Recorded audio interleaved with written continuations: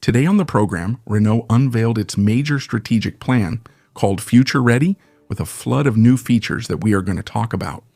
The Renault Bridger, the Dacia Striker, the upcoming Dacia Hipster and Evader, and the future Scenic, which could be revolutionary. The confirmation that Alpine will become 100% electric, and the major decision that by 2030, Renault will no longer sell any combustion engine cars in Europe.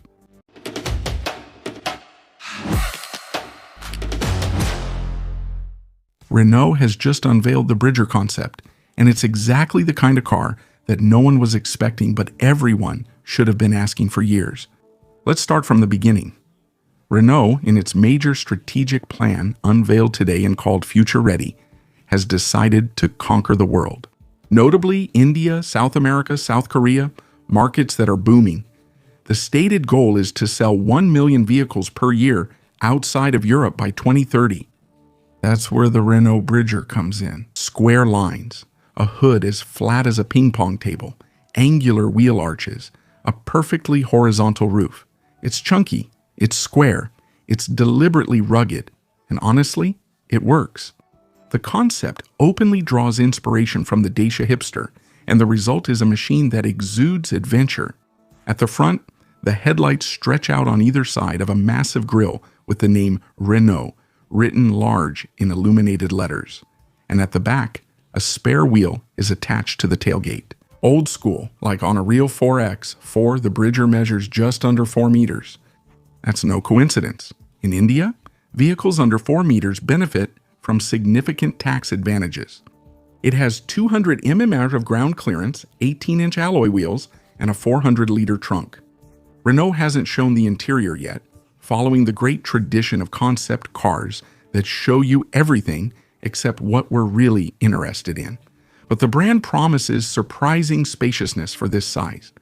As for the engine, the Bridger will be offered in gasoline, hybrid, and electric versions, all built on a platform designed to adapt to different markets and their respective requirements. Yes, and this is where it gets interesting for us.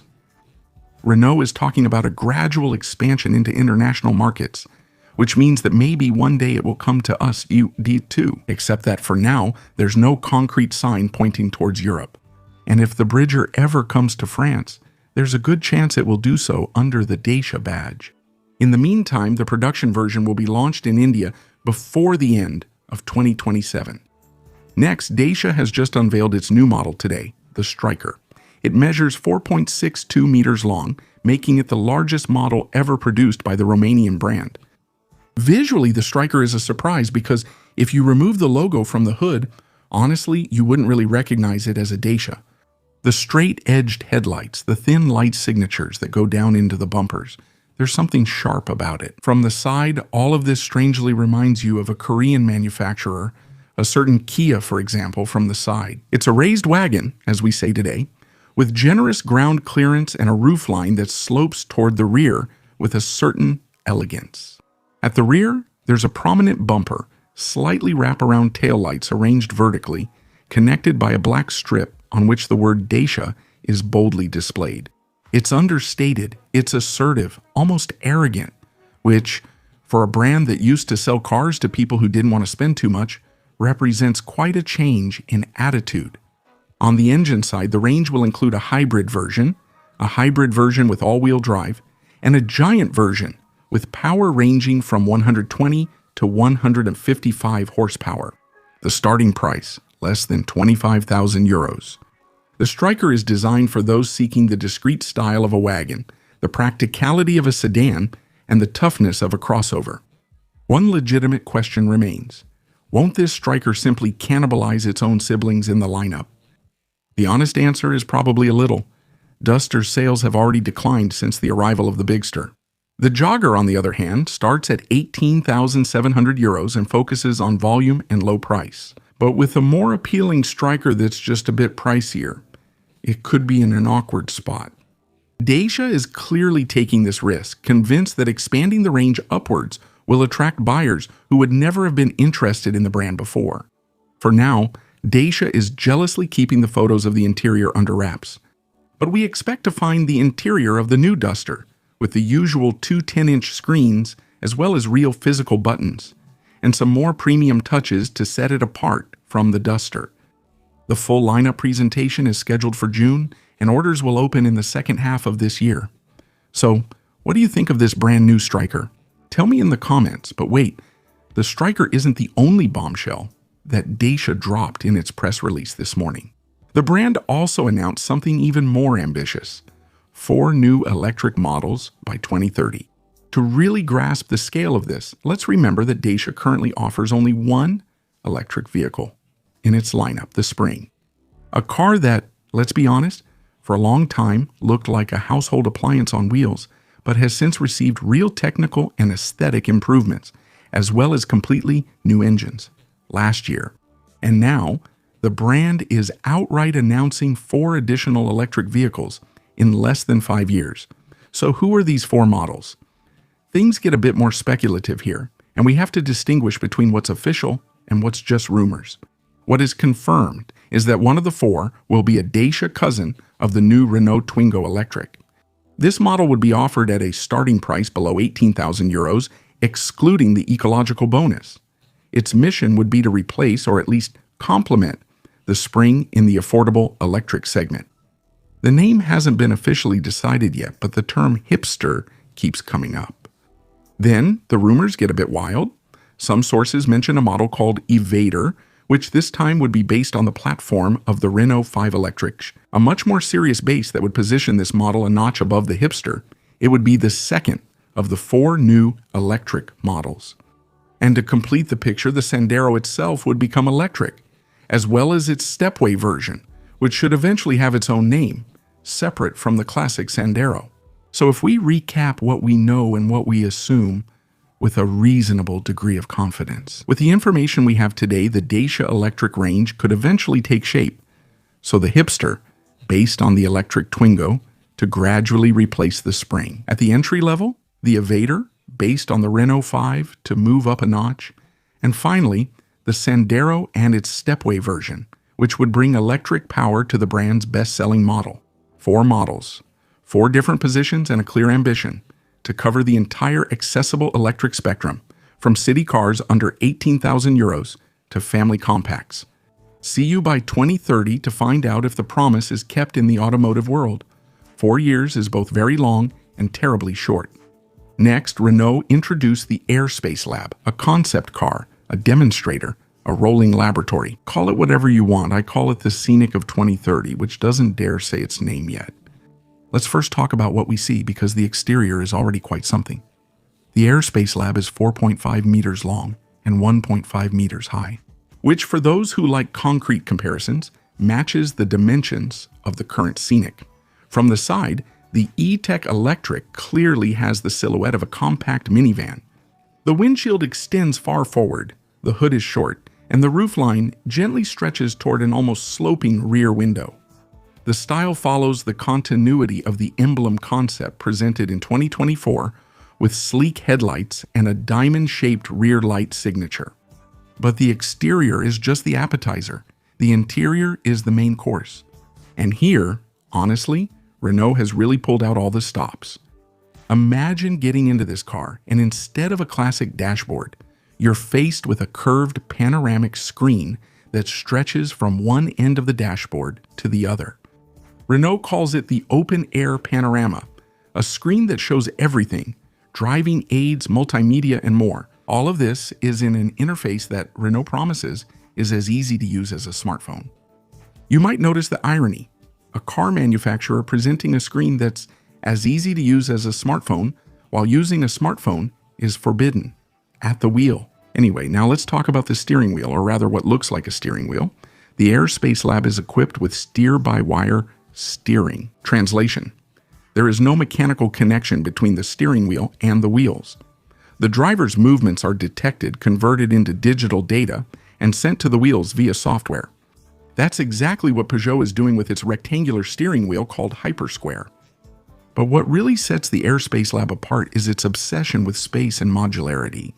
First trick: the side and front airbags for the front passenger are integrated into the seat itself and not into the dashboard, which frees up a considerable amount of space in the dashboard.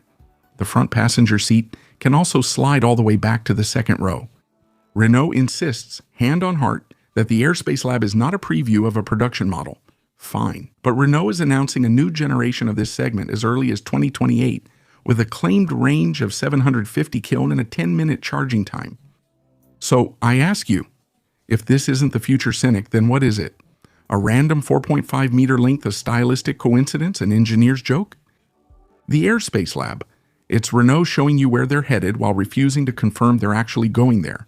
It's a bit like someone telling you they're not in love while giving you flowers. Honestly, the game looks beautiful. Regarding Alpine, the new electric A110 will indeed be launched by the end of the year. Provo confirmed it without ambiguity.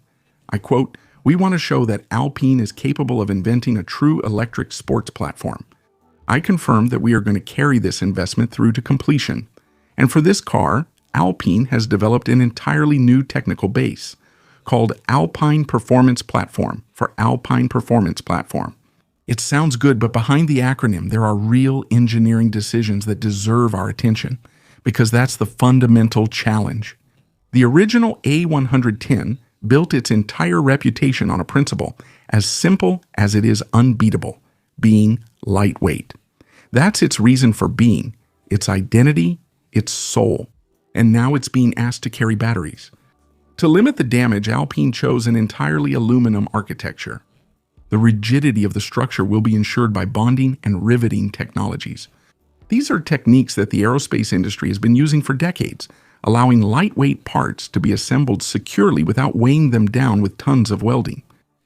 For the powertrain, the Alpine Performance Platform features a new rear electric axle called 3-in-1 with two motors capable of delivering torque and performance that the brand describes as exceptional. And to keep everything agile despite the inevitable extra weight from the batteries, Alpine uses Alpine Active Torque Vectoring. Every 10 milliseconds, this system redistributes torque between the right and left wheels to optimize the car's dynamics. The app platform of this future electric A110 isn't designed for just one car. It's modular and can accommodate a coupe, a spider, and a +2 version. But here's the detail that makes you smile. Philippe Creff, the head of the brand, confirmed that the app platform is technically capable of accommodating an internal combustion engine. This very discreetly opens the door to a future gasoline-powered A110, but for now, the project hasn't been officially confirmed. So the strategic plan presented by Renault today confirms the arrival of this new electric A110. But as for the rest of the program, there's complete silence. For now, the strategy comes down to capitalizing on the A200, A390, and A390 models to attract new customers. But is that enough to ensure the long-term sustainability of a brand? The question remains open. And finally, right now, Renault is selling 4 out of 10 cars with a gasoline or diesel engine. And the brand announces that by 2030, which is in less than 4 years, they will no longer sell any in Europe, neither gasoline nor diesel. It's over. Indeed, by 2030, Renault aims for 100% electrified sales in Europe, either electric or hybrid. And outside Europe, purely combustion engine cars will disappear from the European catalog in 2021. At the time, Renault had announced 100% all-electric cars by 2030, no hybrids, just pure electric. However, in the meantime, 2 things happened.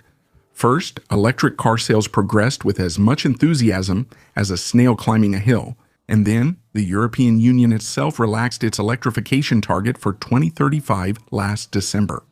By officially reopening the door to hybrid engines, Renault has therefore broadened its definition of electrified vehicles to include hybrids, and even plans to keep hybrid models in Europe after 2030.